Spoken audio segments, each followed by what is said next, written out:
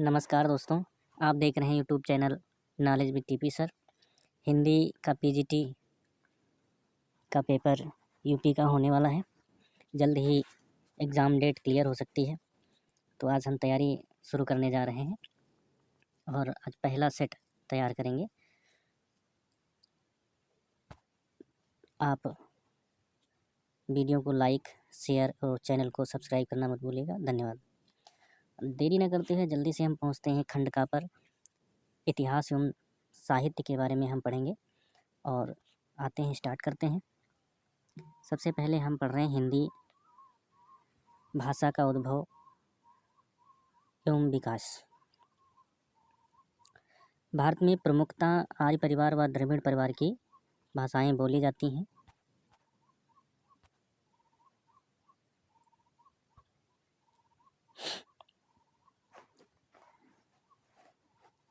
उत्तर भारत की भाषाएं आर्य परिवार की एवं दक्षिण भारत की भाषाएं द्रविड़ परिवार की भाषाएं हैं। उत्तर भारत की भाषाओं में संस्कृत सबसे प्राचीन भाषा है और संस्कृत को भी दो रूपों में बांटा गया है, वैदिक संस्कृत और लौकिक संस्कृत। संस्कृत भाषा का उल्लेख ऋग्वेद में मिलता है। हिंदी संस्कृत की उत्तराधिकारिणी भाषा है। भारतीय आर्य भाषाओं को 3 कालखंडों में विभाजित किया है। अब बात करते हैं हम, जब हिंदी संस्कृत की उत्तराधिकारिणी भाषा है तो इसमें जो हिंदी है वो संस्कृत से ही उत्पन्न हुई है, संस्कृत से ही इसका उद्भव हुआ है, ये मुख्य बात होती है। आगे हम चलेंगे, जो 3 कालखंडों में विभाजित किया गया है, इसमें पहला कालखंड विभाजित है प्राचीन भारतीय आर्य भाषा, जिसका समय काल बताया गया 1500 ईसा पूर्व से 500 ईसा पूर्व तक।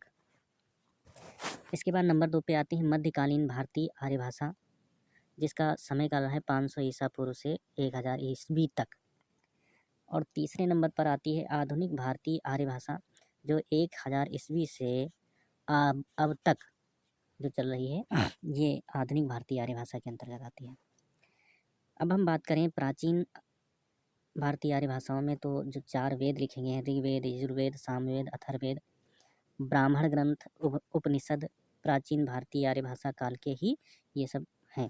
ऋग्वेद संस्कृत का सबसे प्राचीनतम, मतलब सबसे पुराना ग्रंथ है, संस्कृत में लिखा गया ऋग्वेद। इसके बाद में हम आते हैं मध्यकालीन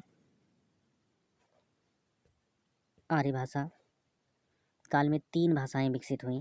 इसमें सबसे पहले पाली भाषा, जिसका समय काल 500 ईसा पूर्व से 1 ईस्वी तक रहा। इसके बाद प्राकृत भाषा आती है, जिसका समय काल 1 ईस्वी से 500 ईस्वी तक रहा। इसके बाद आता है अपभ्रंश भाषा, जो 500 ईस्वी से 1000 ईस्वी तक रहा। अब अगर हम बात करें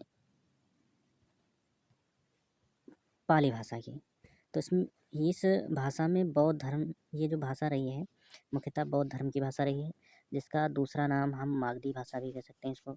और बौद्ध साहित्य जो है पाली भाषा में रचा गया है। त्रिपिटक की रचना भी पाली भाषा में हुई है। त्रिपिटक जो है 3 पिटक लिखे गए हैं, 3 धर्म ग्रंथ हैं, जिनका हम नाम लेते हैं यहाँ पे सुत्त पिटक, विनय पिटक और अभिधम्म पिटक।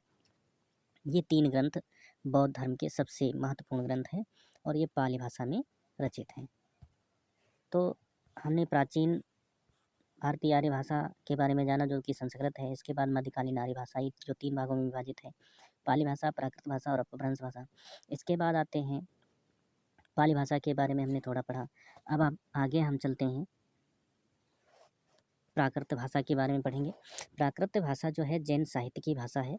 जैन साहित्य जितना भी रचा गया है वो प्राकृत भाषा में रचा गया है। प्राकृत भाषा के प्रमुख प्रकार जो हैं वो 5 बताए गए हैं: सौरसेनी प्राकृत, पैसाची प्राकृत, महाराष्ट्रीय प्राकृत और अर्धमागधी प्राकृत, और 5वां है मागधी प्राकृत।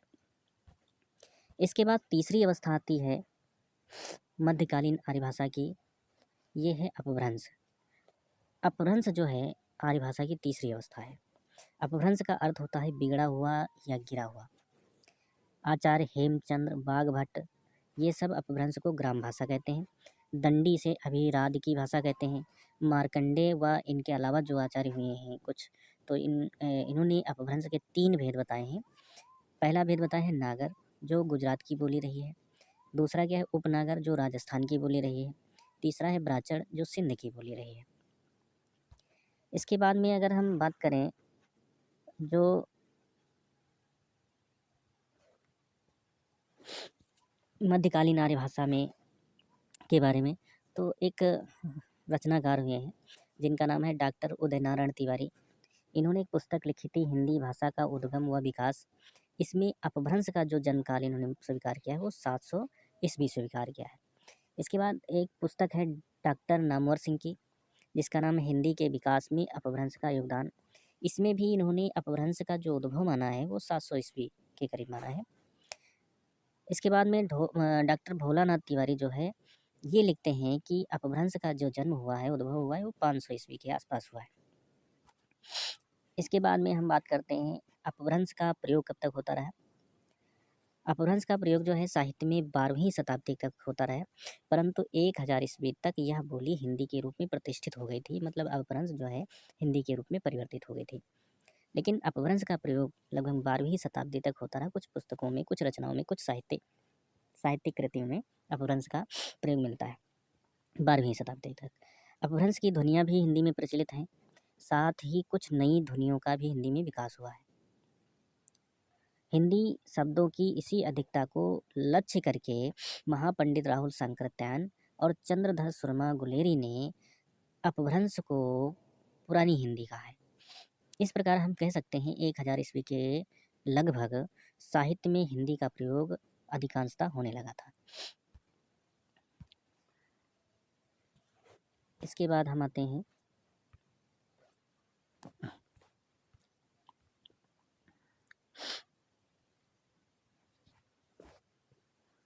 हिंदी ने अपभ्रंश की सारी प्रवृत्तियों को अपनाया है।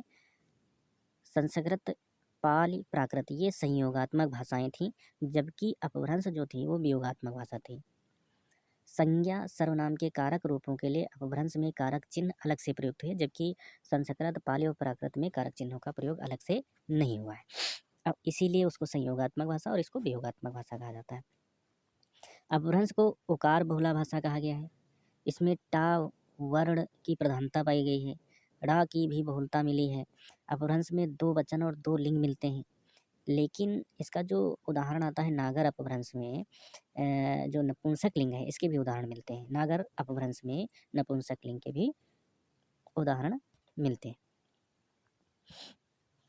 आगे हम बात करेंगे अपभ्रंश के महान कवि जो हुए हैं, जिनको अपभ्रंश का वाल्मीकि भी कहा जाता है, जिन्होंने रचनाएं लिखी पौमचर्यु, ऋठिणेमि चर्यु, स्वयंभू छंद, ये 3 ग्रंथों की रचना की। और यहाँ ज्ञातव्य हो कि पौमचर्यु जो है राम के चरित्र के बारे में लिखा गया है, ऋठिणेमि चर्यु श्री कृष्ण के जीवन चरित्र पर लिखा गया है, स्वयंभू छंद में छंदों के बारे में लिखा गया है। पौमचर्यु एक अपूर्ण ग्रंथ है जिसको इनके पुत्र ने पूर्ण किया था। और कथा के अंत में जो है इसमें पौमचर्यु में राम निर्वाण को प्राप्त करते हैं। अपभ्रंश के दूसरे कवि जो बहुत बड़े हुए हैं, जिनका नाम ज़्यादा लिया जाता है, वो पुष्पदंत हैं, जो 10वीं शताब्दी में हुए। इनकी भी 3 रचनाएं हैं, महापुराण, हड़ाई कुमार चर्यु, जसाहर चर्यु। अपभ्रंश के तीसरे जो प्रमुख कवि हैं वो धनपाल हैं, जो 10वीं शताब्दी में इन्होंने भविष्यत कहा की रचना की थी। अपभ्रंश साहित्य के समृद्ध कवियों में अब्दुल रहमान, जिनको अदाहमाण भी कहा जाता है, जिन्होंने संदेश रासक लिखा था। और संदेश रासक एक खंड काव्य है जिसमें विक्रमपुर की एक वियोगिनी की विरह कथा है। अगले जो अपभ्रंश के कवि हुए हैं, हम कह सकते हैं कि इनका भी नाम जो है प्रसिद्ध है, जिनका नाम था कनकामर मुनि। इनकी एक रचना थी करकनू चरित, ये बहुत ही प्रसिद्ध रचना रही है अपभ्रंश काल की। अब हम बात करेंगे अपभ्रंश काल की कुछ अन्य रचनाओं के बारे में, जिनकी तालिका भी दी गई है यहाँ पे। थोड़ा हम इसको ऊपर कर लेते हैं स्क्रीन को। अपभ्रंश काल की रचनाएं और उनके रचनाकार। रचना की बात करें हम शब्दानुशासन, जिसको हम प्राकृत व्याकरण के बारे में लिखा गया शब्दानुशासन, इसके रचनाकार हैं जैन आचार्य हेमचंद्र। प्रबंध चिंतामणि के रचनाकार हैं मेरुतुंग। प्राकृत पैंगलम के रचनाकार हैं लक्ष्मीधर। राउल वेल के रचनाकार हैं रोहड़ा। संदेश रासक के अब्दुल रहमान। पाहुड़ दोहा के राम सिंह, उपदेश रसायन राज के जिनदत्त सूर्य, कीर्ति लता व कीर्ति पताका के रचनाकार विद्यापति और श्रावकाचार्य के रचनाकार देवसेन है। मुक्तक रचनाएं जो कुछ मिलती हैं मुक्त रूप में, उसके रचनाकार सराहपा या कह सकते हैं सराहपाद है, क्योंकि सराहपा का कहीं कहीं नाम जो है सराहपाद के रूप में आता है। इसके बाद में हम बात करेंगे डॉक्टर सुनीत कुमार चटर्जी एवं बहुत से अन्य भाषाविदों ने अपभ्रंश को भारतीय आर्य भाषा के विकास की एक स्थिति माना है।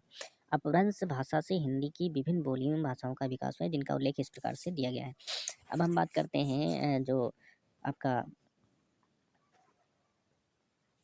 अपभ्रंश का जो क्षेत्रीय रूप रहा और उससे विकसित बोलियां हैं या भाषाएं हैं, इनके बारे में हम जानेंगे। जो सौरसेनी अपभ्रंश है, इससे जो भाषाएं या बोलियां निकली वो पश्चिमी हिंदी, राजस्थानी, गुजराती निकली। पैसाची अपभ्रंश से पंजाबी और लहंदा निकली। ब्राचड़ अपभ्रंश से सिंधी निकली। खस अपभ्रंश से पहाड़ी निकली। महाराष्ट्रीय अपभ्रंश से मराठी। मागधी अपभ्रंश से पूर्वी हिंदी और मागधी अपभ्रंश से बिहारी, उड़िया, बंगला, असमिया, ये 4 बोलियां कह सकते हैं या भाषाएं मिली। अब हम आगे बात करेंगे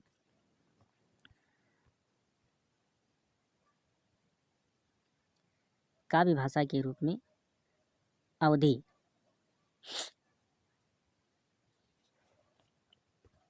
उदय एवं विकास। जब हम पूर्वी हिंदी की 3 बात करते हैं जो कि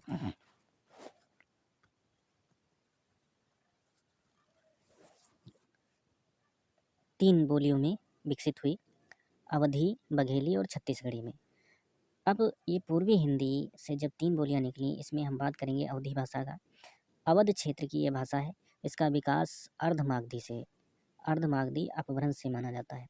अर्धमागधी अपभ्रंश से पूर्वी हिंदी बनती है और पूर्वी हिंदी से ये 3 बोलियां निकल के आई। ये इन्हीं 3 बोलियों में से अवधी एक समय भाषा के रूप में प्रतिष्ठित हुई, जो अवध क्षेत्र की भाषा कही जाती है। भोलानाथ तिवारी, बाबूराम सक्सेना और सुनीत कुमार चटर्जी जैसे विद्वानों ने कोसली से अवधी के विकास को स्वीकार किया है। उन्होंने बताया कि ये जो अवधी भाषा है कोसली से उत्पन्न हुई है। भोलानाथ तिवारी स्पष्ट रूप से प्रमाणित करते हैं कि अवधी कोई आज की भाषा नहीं, बल्कि पाली भाषा विभिन्न रचनाओं और अभिलेखों में अवधी का आरंभिक रूप दिखाई देता है। अवधी के विकास को 3 चरणों में बांटा जाता है। पहला चरण है आरंभ से लेकर 1400 ईस्वी तक, जो पहला चरण रहा। फिर 1400 ईस्वी से 1700 ईस्वी तक दूसरा चरण रहा। 1700 ईस्वी से आज तक जो है तीसरा कह सकते हैं ये आधुनिक चरण रहा है। अवधी के विकास का जो द्वितीय चरण रहा है, मतलब 1400 ईस्वी से 1700 ईस्वी तक का, वो सबसे महत्वपूर्ण रहा है, क्योंकि इसी चरण में सूफी काव्य धारा, प्रेमाश्रयी काव्य धारा एवं राम काव्य धारा का विकास हुआ। अवधी भाषा का प्रयोग सबसे पहले हिंदी में सूफी कवियों ने अपनी रचनाओं में किया। मुल्ला दाऊद कृत जो चन्नायन है, जिसका रचनाकाल लगभग 1379 ईस्वी माना गया है, सूफी प्रेमाख्यानों में सबसे पहली रचना मानी गई है। इसके बाद में हम आते हैं जायसी द्वारा रचित पद्मावत। ये पद्मावत अवधी भाषा की सबसे श्रेष्ठ अभिव्यक्ति है। जायसी सूफी कवियों की भाव अभिव्यक्ति के लिए अवधी को सराहते हैं। जैसे उन्होंने कहा है, तुर्की, अरबी, हिंदुई भाषा जेती आही, जहिमा मारग प्रेम कर सवै सराहेता है। तुलसीदास द्वारा रचित रामचरितमानस अवधी भाषा की सर्वश्रेष्ठ रचना है। मधुसूदन कृत रामाश्रमेघ भी अवधी की बेहतरीन रचना है। भीम कवि अवधी के प्रथम हिंदू कवि हैं। डंगवे व चक्रव्यूह इनकी प्रसिद्ध रचना है। यहाँ ध्यान देने योग्य बात यह है कि अवधी के सबसे पहले हिंदू कवि जो थे वो भीम कवि थे और इनकी रचनाएं हैं डंगवे व चक्रव्यूह। अवधी भाषा में रचित रचनाएं व रचनाकार। तो सबसे पहले हम रचनाकार देखते हैं और उसके बाद उनकी रचनाएं। तो पहले रचनाकार हम लेते हैं तुलसीदास। तुलसीदास की रचनाएं जो अवधी भाषा में लिखी गई, रामचरितमानस, बरवे रामायण, पार्वती मंगल, रामलला नाचू, कृष्ण गीतावली। इसके बाद हम देखते हैं ईश्वरदास रचनाकार हैं। इनकी रचनाएं जो थी सत्यवती कथा, भरत मिलाप, अंगद पैर। इसके बाद में स्वामी अग्रदास और उनकी रचनाएं हैं ध्यान मंजरी, कुंडलियाँ, राम ध्यान मंजरी, रामायण। अगले रचनाकार हैं रहीम। इनकी जो अवधि में लिखी गई रचना है वो बरवे नायिका भेद है। अगले रचनाकार हैं लालदास। इनकी अवधि में जो लिखी गई रचना है वो अवध विलास है।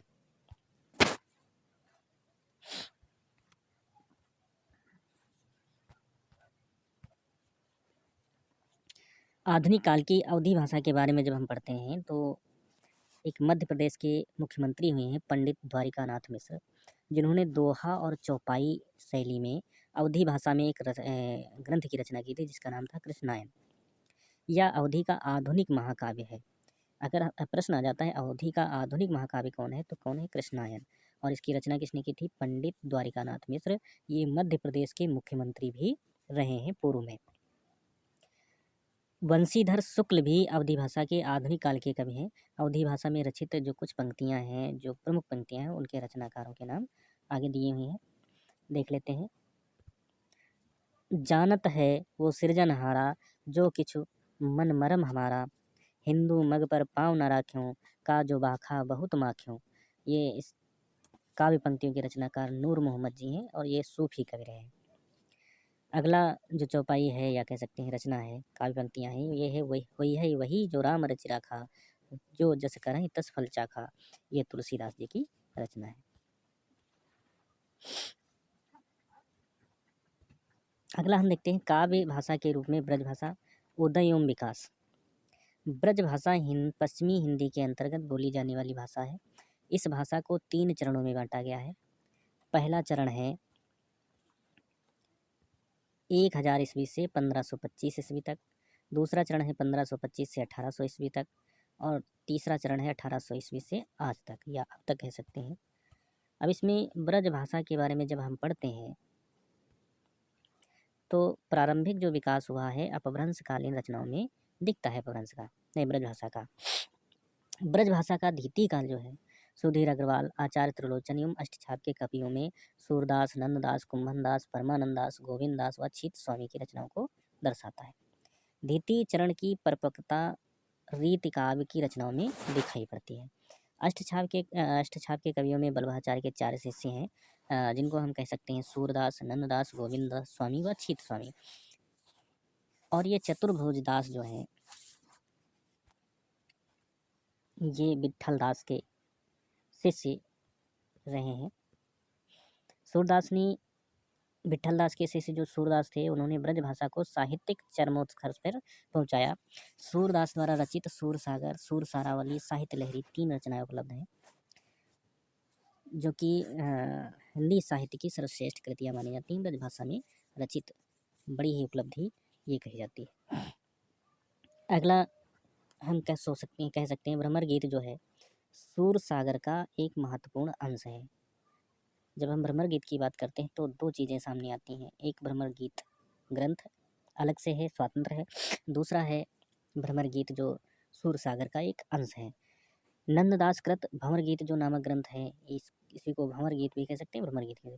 काव्य ग्रंथ जो है ये कहाँ पे है, ब्रज भाषा में लिखा गया है नंददास कृत स्वतंत्र रूप से भंवर गीत। नंददास की प्रसिद्ध रचना रास पंचाध्यायी है जो रोला छंद में रचित है। नंददास की भाषा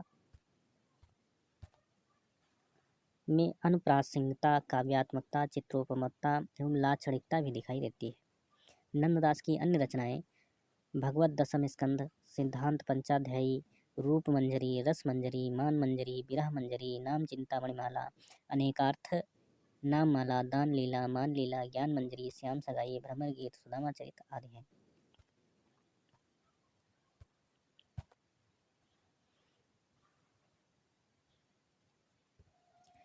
जुगलमान चरित कृष्ण द्वारा रचित छोटा सा ग्रंथ है।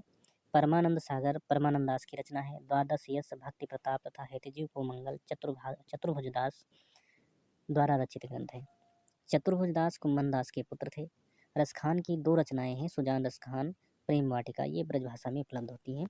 हित 84 की रचना गोस्वामी हित हरिवंश ने की थी। ये राधा वल्लभ संप्रदाय के समर्थक थे।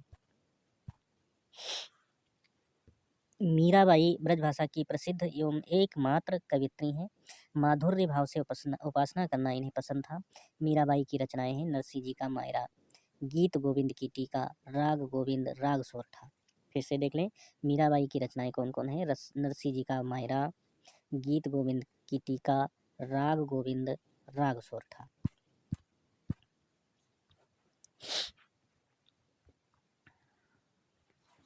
आगे हम बढ़ते हैं तो देखते हैं, युगल शतक का कृष्ण काव्य परंपरा में नाम आदर के साथ लिया जाता है। इसकी रचना श्री भट्ट ने की थी। युगल शतक की रचना श्री भट्ट ने की थी। भारतेंदु हरिश्चंद्र रत्नाकर आधुनिक काल के प्रमुख ब्रजभाषी कवि हैं। उद्धव शतक की रचना रत्नाकर ने की थी। यह आधुनिक ब्रजभाषा का उत्तम ग्रंथ है। ब्रजभाषा पश्चिमी हिंदी की प्रमुख बोली है, परंतु अपनी साहित्यिक समृद्धि के कारण मध्यकाल में यह भाषा के पद पर प्रतिष्ठित हो गई थी। ब्रजभाषा एक बोली है, लेकिन जब ये मध्यकाल का समय चल रहा था तो अपनी समृद्धि के कारण ये भाषा के पद पर भी प्रतिष्ठित हुई है। रत्नाकर जी की मान्यता थी कि सौर सैनी क्षेत्र की भाषाओं की विशेषता शब्दों का उक्रांत होना है। पूर्व में यह भाषा बंगाल, असम, गुजरात, दक्षिण महाराष्ट्र, कठियावाड़, उत्तर में पंजाब तक फैली थी, परंतु आधुनिक काल के आते आते ब्रजभाषा कुछ ही क्षेत्रों तक सीमित रह गई। वर्तमान में यह मथुरा, आगरा, अलीगढ़, बुलंदशहर, एटा, फिरोजाबाद, बदायूं, बरेली, गुड़गांव, भरतपुर, धौलपुर, करौली, जयपुर के पूर्वी भाग व ग्वालियर के पश्चिमी भाग में बोली जाती है। कृष्ण भक्त कवियों के अतिरिक्त यह भाषा रीतिकाल में भी प्रसिद्ध रही है। ब्रजभाषा की कुछ प्रमुख उपबोलियां इस प्रकार से हैं। ब्रजभाषा की बोलियां जो रही हैं, गांववारी एक है जो आगरा की पूर्वी भाग में बोली जाती है। धौलपुरी एक बोली है जो बोली जाती है राजस्थान के धौलपुर क्षेत्र में। भरतपुरी भरतपुर में बोली जाती है। जदुवाटी जो है भरतपुर, करौली और ग्वालियर में बोली जाती है। सिकरवाड़ी ये ग्वालियर के उत्तरी पूर्वी भाग में बोली जाती है। कठेरिया बदायूं जिले में बोली जाती है। डांगी भरतपुर, जयपुर, करौली में बोली जाती है। माथुरी मथुरा में बोली जाती है। सूरदास जी ने ब्रजभाषा को इतना लोकप्रिय बना दिया था जिससे तुलसी जैसे अवधि के सशक्त कवि को भी ब्रजभाषा में काव्य रचना करने के लिए विवश होना पड़ा था। तुलसीदास जी ने गीतावली, विनय पत्रिका, कवितावली भी ब्रजभाषा का प्रयोग किया है। नरोत्तम दास कृत सुदामा चरित व नाभादास कृत भक्तमाल में सुंदर साहित्यिक ब्रजभाषा का प्रयोग किया गया है। रामचंद्रिका, रसिक प्रिया, कवि प्रिया आदि कृतियां जो है केशवदास रचित ब्रजभाषा में ही है। ब्रजभाषा अपने क्षेत्र के बाहर भी अति लोकप्रिय रही है।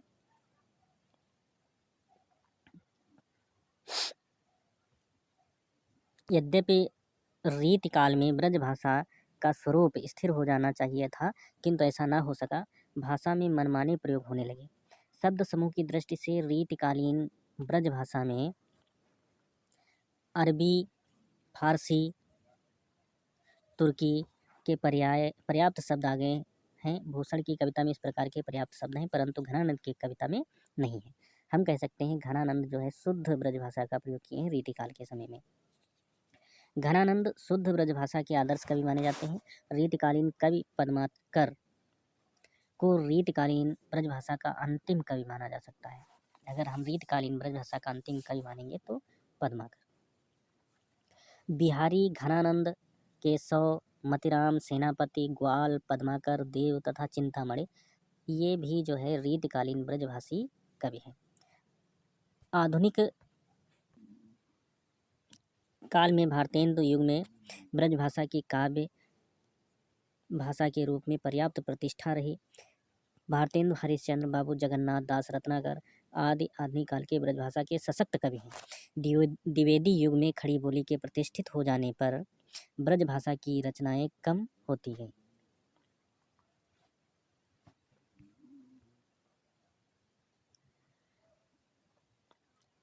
हिंदी की किसी भी भाषा को इतनी प्रतिष्ठा नहीं मिली जितनी ब्रजभाषा को।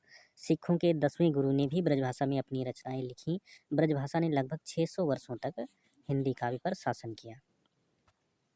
हम कह सकते हैं ब्रजभाषा का प्रयोग लगभग 600 वर्षों तक होता रहा हिंदी के जगत क्षेत्र में। हिंदी की बोलियों का वर्गीकरण तथा क्षेत्र अगर जानना है तो आगे हम पढ़ेंगे। हिंदी भारत के बहुसंख्यक लोगों की भाषा होने के साथ विश्व की तीसरी सबसे अधिक बोली जाने वाली भाषा है। हिंदी ऐतिहासिक दृष्टि से युग युग की मध्य देशी भाषाओं संस्कृत, पाली, प्राकृत, अपभ्रंश आदि की उत्तराधिकारिणी है। अर्थात संस्कृत के बाद पाली, पाली के बाद प्राकृत, प्राकृत के बाद अपभ्रंश और अपभ्रंश से होती हुई ये हिंदी के रूप में प्रतिष्ठित हुई है। वस्तुतः हिंदी सारे देश में व्याप्त है। व्यवहार में यह राष्ट्रभाषा है, परंतु राजनीतिक स्वार्थों के कारण कुछ राज्यों में इसे मान्यता नहीं मिल पाई। इसलिए यह कहना ठीक नहीं है कि हिंदी का क्षेत्र संपूर्ण भारत है। इसका प्रयोग क्षेत्र बिहार, उत्तर प्रदेश, छत्तीसगढ़, झारखंड, उत्तराखंड, हरियाणा, हिमाचल प्रदेश, दिल्ली, राजस्थान व मध्य प्रदेश है। इस पूरे क्षेत्र को ही हिंदी प्रदेश कहते हैं।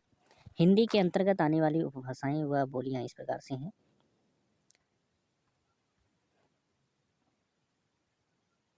हिंदी की 5 उपभाषाएं हैं।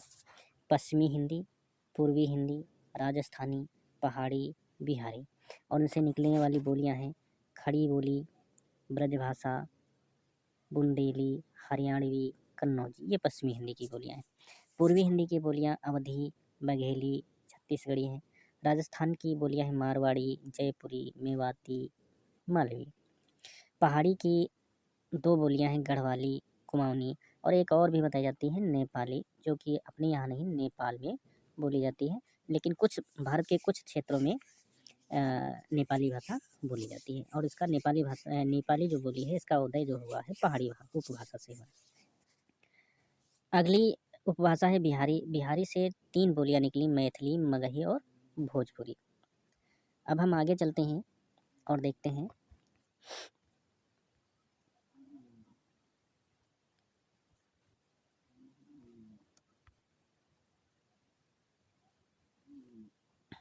आज के वीडियो में बस इतना ही। आगे फिर मिलेंगे हम, तब तक के लिए नमस्कार। और अगर वीडियो अच्छी लगे तो लाइक, कमेंट और शेयर करना मत भूलिएगा। धन्यवाद।